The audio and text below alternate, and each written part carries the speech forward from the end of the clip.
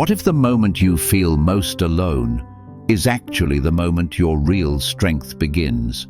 What if losing support, losing everyone you used to lean on, was not punishment, but preparation? There may be days when the phone stays silent, when no one checks in, when the world feels far away and your struggles feel invisible. And in those quiet hours, a question rises softly in your chest. If I have no one, how do I keep going? Buddhism offers a surprising answer. Perhaps you were never meant to collapse without others. Perhaps you were meant to discover the one companion who has been with you since the beginning, yourself. This is not a video about isolation or bitterness. It is about inner strength, emotional independence, and peaceful self-reliance. These are 6 Buddhist lessons to help you stand steady, even when you stand alone. Listen slowly. Let the silence between the words hold you. You are not as unsupported as you think. Let's begin. Lesson 1. Stop chasing rescue. Become your own safe place. There comes a quiet turning point in life when you realize something difficult yet freeing. No one is coming to rescue you. Not the perfect friend, not the ideal partner, not the moment when everything suddenly makes sense. At first, this realization can feel heavy, almost cold.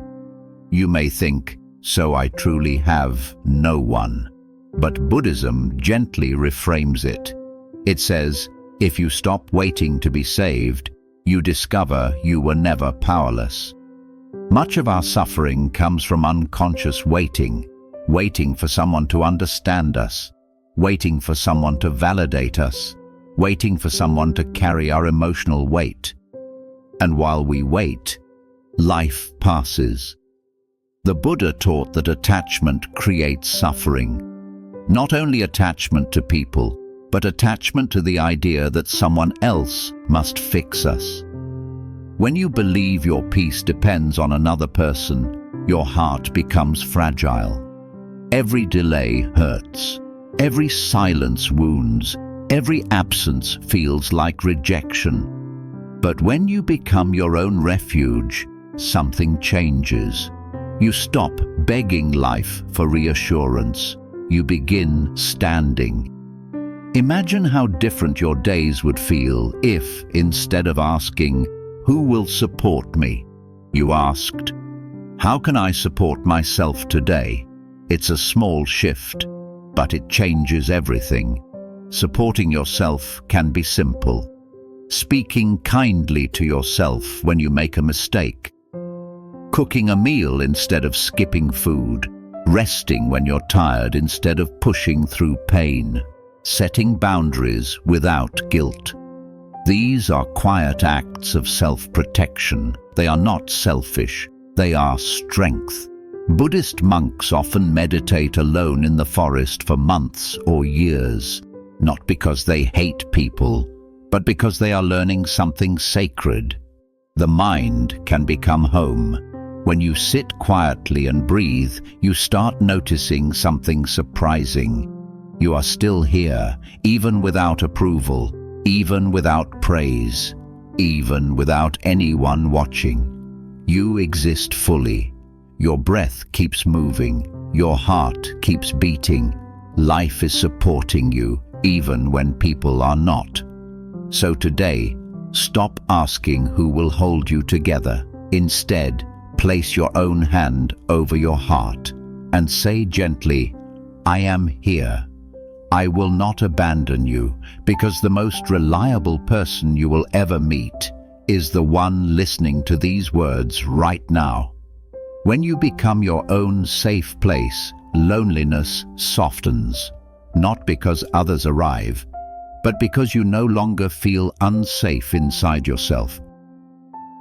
Lesson 2. Release the need to be understood by everyone. One of the deepest pains of feeling alone is not physical solitude. It is the feeling of being unseen, misunderstood, as if no one truly knows who you are. You may have tried to explain yourself 1,000 times, tried to justify your choices, tried to make people understand your heart, tried to fit into spaces that never felt natural. And after a while, you grew tired, because no matter how clearly you spoke, some people simply could not hear you. Here is a quiet truth Buddhism teaches. Not everyone is meant to understand you, and that is okay. We often suffer because we believe being understood equals being worthy. So we perform, we adjust, we shrink parts of ourselves. We become softer where we should be firm, louder where we should be quiet, different from who we truly are, all just to feel accepted. But every time you reshape yourself to fit someone else's expectations, you quietly abandon yourself, and abandonment always hurts. When you have no one to lean on, this lesson becomes essential. Because you can no longer depend on external validation, you must learn to validate yourself. The Buddha never taught people to chase approval. He taught them to know their own mind, to walk their path without demanding applause. Imagine how peaceful your life would feel if you stopped trying to explain yourself to everyone. If you simply said, "This is who I am," no defending, no convincing, no exhausting debates, just quiet acceptance. Some people will misunderstand you. Let them. Some will judge you. Let them. Some will walk away. Let them. Because the people who truly belong in your life will not require constant explanation. They will feel your sincerity without effort, and until they arrive, you are enough. Try this practice. When you feel the urge to prove yourself, pause. Take one slow breath and ask, "Am I seeking truth or approval?" If it is approval, gently release it. Approval is unstable. Truth is steady. When you stand in your truth, you no longer feel desperate for company. You no longer chase connection out of fear. You begin to choose relationships instead of clinging to them. And strangely, that calm confidence often draws the right people toward you naturally. But even if it doesn't, you remain whole. You don't need everyone to understand you. You only need to understand yourself. And that understanding becomes a quiet strength that no loneliness can shake. Lesson 3. Return to the present. Build strength, one quiet moment at a time.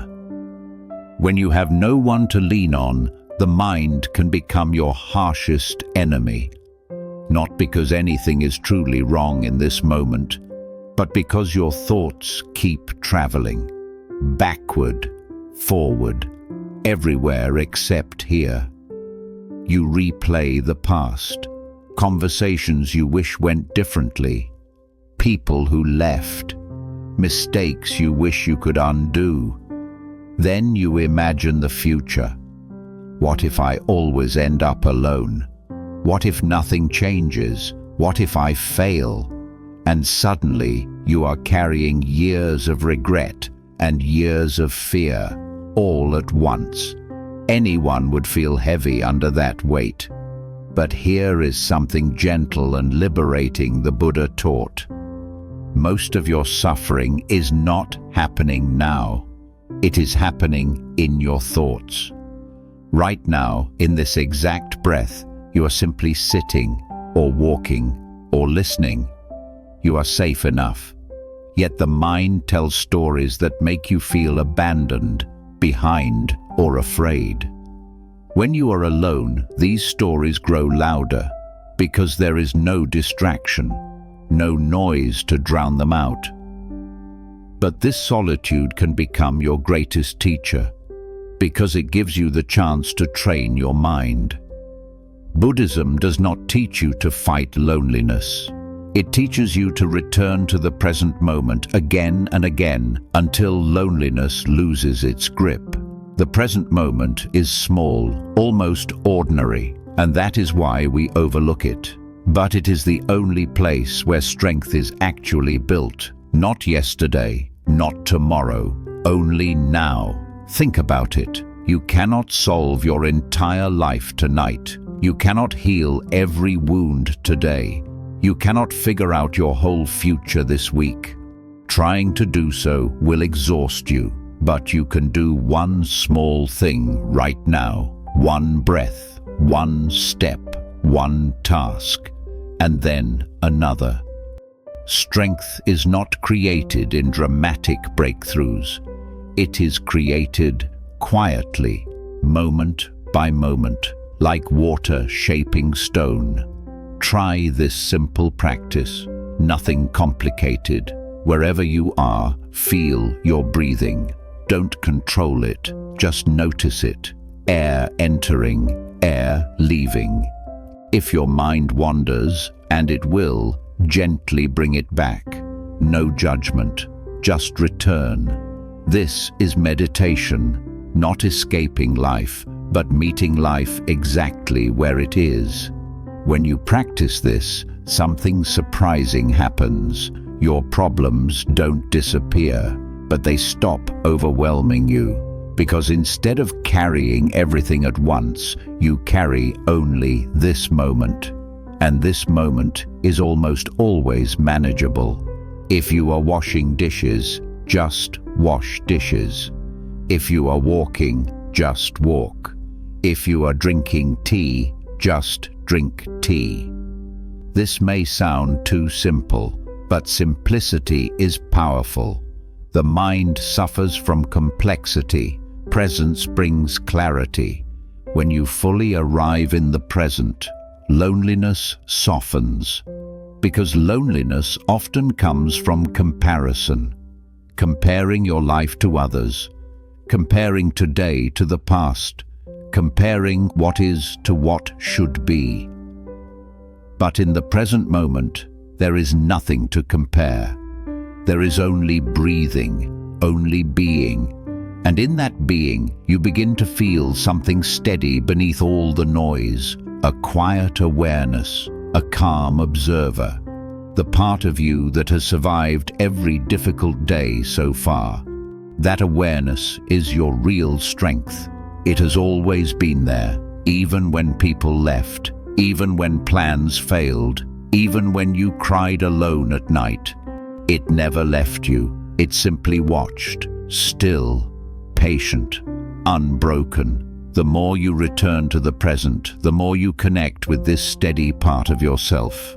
And slowly, you stop feeling like someone who is lost and unsupported. You begin to feel like someone grounded, someone capable, someone who can handle life as it comes. Not because life is easy, but because you are here for it, fully, calmly, breath by breath. When you have no one to lean on, let the present moment hold you. It is always available. It asks nothing from you, and it will never walk away. Lesson 4. Accept impermanence. Let loss become your teacher, not your enemy.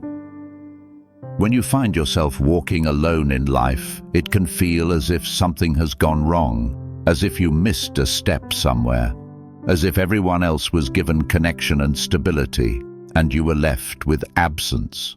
You may look at your life and quietly think, why did things fall apart for me? Relationships that faded, friendships that drifted away, people who once promised to stay but didn't. And each loss can feel personal, like rejection, like proof that you were not enough. But Buddhism offers a very different lens. It says, nothing fell apart, nothing was stolen from you, nothing went wrong. Everything simply changed. Because everything changes. This is the law of impermanence, anicca. And once you truly understand it, something inside you softens.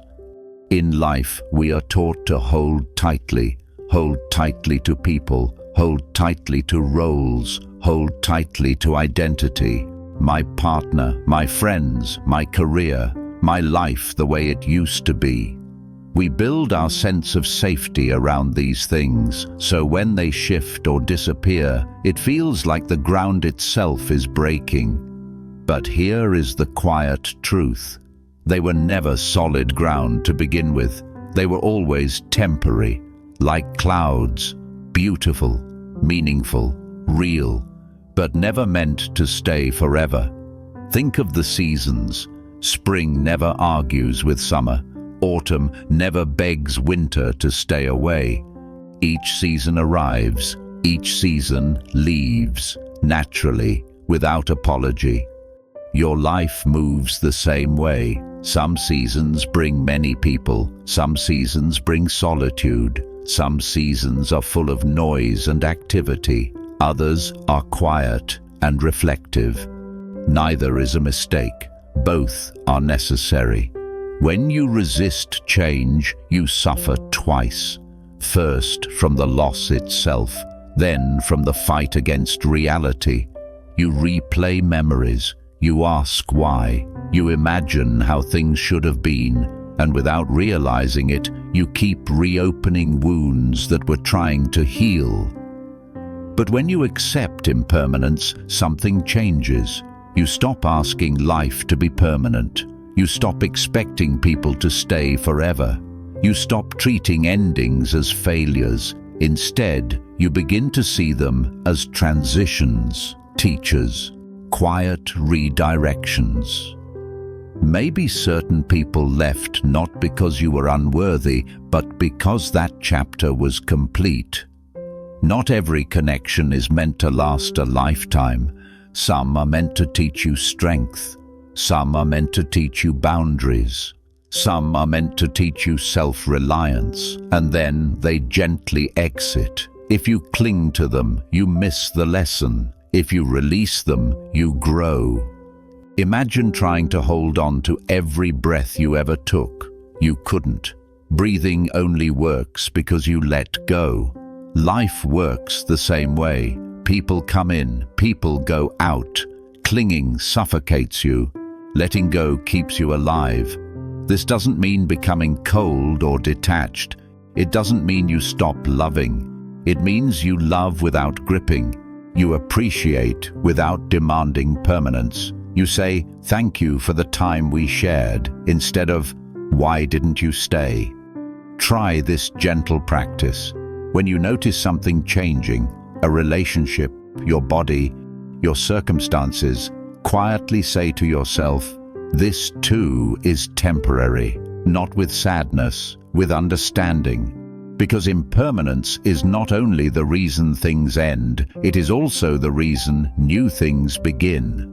If old friendships hadn't faded, you wouldn't have space to meet new ones.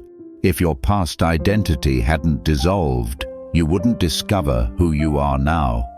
If everything stayed the same, you would never grow.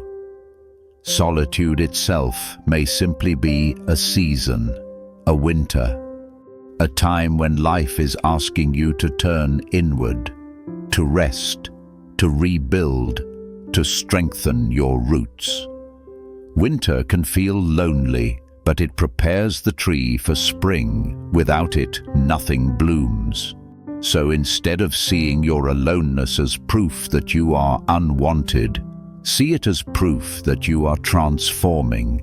You are shedding old layers, old dependencies, old illusions, and becoming someone steadier, someone who doesn't break when people leave, someone who can love deeply without fear of loss, because you understand nothing is meant to stay forever, and that's exactly what makes each moment precious. When you make peace with impermanence, you stop chasing what has gone, you stop fearing what might leave, and for the first time, you feel light enough to simply walk forward, alone perhaps, but no longer afraid. Lesson 5. Create inner discipline. Build a life so stable you no longer depend on anyone's presence. When you have no one to lean on, life can feel unpredictable. Some days you feel strong, other days you feel scattered, unmotivated, or lost. Without support, without someone checking on you, without external structure, it's easy to drift. Sleep too late, skip meals, scroll endlessly. Let the days blur together, and slowly a quiet emptiness grows, not because you are weak, but because human beings need rhythm. The mind needs steadiness, the body needs care, the heart needs direction. When those are missing, loneliness feels heavier than it really is. Buddhism teaches something very practical that is often overlooked. Freedom does not come from doing whatever you want. Freedom comes from discipline, not harsh discipline, not punishment, but gentle, loving structure. Because structure becomes self-trust, and self-trust becomes strength. Think of a monk living alone in a monastery. No one is watching him. No one is forcing him to wake early or meditate. Yet he still rises before sunrise. He still cleans his space. He still practices. Why? Because he understands something simple. When you care for your life deliberately, your mind becomes stable. And when your mind is stable, you don't feel abandoned by the world. Many people think strength comes from emotional breakthroughs or dramatic changes. But real strength is quiet. It is built through small daily promises you keep to yourself. Waking when you said you would, eating food that nourishes you, moving your body, keeping your space clean, meditating for even 10 minutes. These things seem ordinary, but they are powerful. Because every time you keep a promise to yourself, you send a message inward. I can rely on me. And when you can rely on yourself, loneliness loses its sting. Without discipline, the mind wanders into dark places. It replays old memories, imagines worst-case futures, creates stories of rejection. But when your day has rhythm, your mind has less space to spiral. Your energy has direction. Your life begins to feel grounded. Imagine starting each day the same gentle way, waking up, sitting quietly for a few minutes, breathing, drinking water or tea slowly, no rushing, no phone, just presence. That small ritual tells your nervous system, I am safe, I am in control, I am here. Then you move into your day with intention. Maybe you go for a walk, maybe you read, maybe you work or study.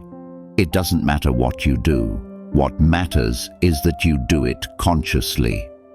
Because chaos increases suffering. Simplicity reduces it. When you have no one around, discipline becomes your invisible companion. It replaces external motivation. It becomes your support system, your steady friend. There is something deeply empowering about knowing, even if no one calls me today, even if no one checks on me, my life still moves forward. Not because someone pushes me, but because I choose to stand up. This is how self-respect grows, not from grand achievements, but from quiet consistency. And here is something important. Discipline is not about being perfect. You will miss days, you will feel tired, you will fall back into old habits sometimes. That's okay. The practice is simply returning, again and again, without shame, without harshness, just returning. Like meditation, you don't force the mind, you gently guide it back. Treat your life the same way. Guide it back. Create a few simple anchors for your day. Wake time, sleep time, movement, silence, nourishing food. Nothing complicated, but steady. Over time, something beautiful happens. You stop feeling like someone waiting for life to start. You feel like someone actively living it. Your days gain shape. Your mind gains clarity, and your heart gains quiet confidence. You realize, I may be alone, but I am not lost, because you have built something within yourself that cannot be taken away. A stable inner foundation. People may come and go, circumstances may change, but your discipline remains, your routines remain, your self-trust remains. And that self-trust becomes stronger than any external support ever was. When you build your life with care and intention, you no longer need someone else to hold you together. You are already standing, steady, grounded, whole. Lesson 6. Cultivate compassion for yourself and others. Turn solitude into quiet strength, not bitterness. When you spend a long time alone, something subtle can happen inside the heart. At first, there is sadness, then disappointment, and if you're not careful, that sadness can slowly harden into bitterness. You may begin thinking, no one was there for me. No one really cared. I can only depend on myself. And while independence is strength, bitterness is heaviness. It closes the heart. It makes the world feel colder than it truly is. Buddhism teaches that true strength is not becoming hard. It is becoming soft without breaking. There is a difference. A rock is hard, but it cracks easily. Water is soft, yet it shapes mountains. Compassion is like water. It does not make you weak. It makes you resilient. When you've had no one to lean on, it's easy to build emotional walls, to say, I don't need anyone, to disconnect, to stop caring. But this creates another kind of loneliness, not physical solitude, but emotional isolation. The Buddha never taught isolation. He taught compassion, first toward yourself, then toward others, because when compassion is present, even solitude feels warm. Start with yourself. Many people who are alone are secretly very harsh with themselves. They replay mistakes. They criticize their past. They say things internally they would never say to another human being. You should be stronger. You failed. No wonder people left. But imagine saying those words to a tired child. You wouldn't. So why speak that way to yourself? You have suffered enough already. Why add more pain? Self-compassion means speaking gently inside your own mind. When you're tired, you rest, without guilt. When you make mistakes, you forgive yourself, without punishment. When you feel lonely, you place a hand on your heart and say, this is hard, and I'm doing my best. That small kindness changes everything. Because when you stop fighting yourself, you stop feeling like life is against you. You become your own ally, your own friend. And then something beautiful happens. When you treat yourself with compassion, you naturally extend it to others, even strangers, even people who disappointed you. You begin to realize everyone is struggling. Everyone feels alone sometimes. Everyone is carrying invisible pain. The person who ignored you, the friend who drifted away, the stranger who seems cold. They are all fighting battles you cannot see. This understanding softens resentment, and when resentment dissolves, your heart feels lighter. Try this quiet Buddhist practice. Whenever you see someone, anyone, silently repeat, just like me, this person wants to be happy. Just like me, this person feels pain. Just like me, this person is trying their best. Notice what happens. Suddenly, the world doesn't feel hostile. It feels human, connected. Even if you are physically alone, you no longer feel separate. Because compassion reminds you, all walking this path together. Some just walk beside you for a while, some walk far away, but we are all travelers. And here is the deeper truth. Your greatest legacy will not be how strong you looked or how independent you became. It will be how you made others feel. Did people feel safe around you? Understood? Calm? Even if you have only a few interactions each day, a cashier, a neighbor, a stranger, you still have the power to offer warmth, a soft tone, a patient response, a small smile. These things seem tiny, but they ripple outward. When you choose compassion instead of bitterness, you transform solitude into quiet strength. You become someone who doesn't need constant company, yet still radiates kindness. And this is a rare kind of power, because it cannot be shaken by abandonment. It cannot be damaged by rejection. It flows from within. So don't let loneliness harden you. Let it deepen you. Let it teach you gentleness. Let it make you wiser. Because the strongest person is not the one who says, "I don't need anyone." The strongest person is the one who says, "I stand on my own, and my heart remains open." If you are walking through life alone right now, remember this: you are not empty, you are becoming. This season is not punishment, it is preparation, a time to grow roots so deep that no storm can move you. Carry these lessons gently. Return to them when you feel tired. Strength does not arrive loudly, it grows quietly, breath by breath. And even when no one walks beside you, you are never truly without support. You have yourself. May you be steady. May you be peaceful. May you trust your own path. If these words brought you even a small sense of calm, carry them with you tonight. You are not behind. You are not forgotten. You are becoming stronger in ways the world cannot see. If this message supported you, subscribe to Mindfulness and join us for more peaceful teachings on strength, healing, and inner freedom. Walk gently, breathe deeply, trust yourself, and remember, even alone, you are enough.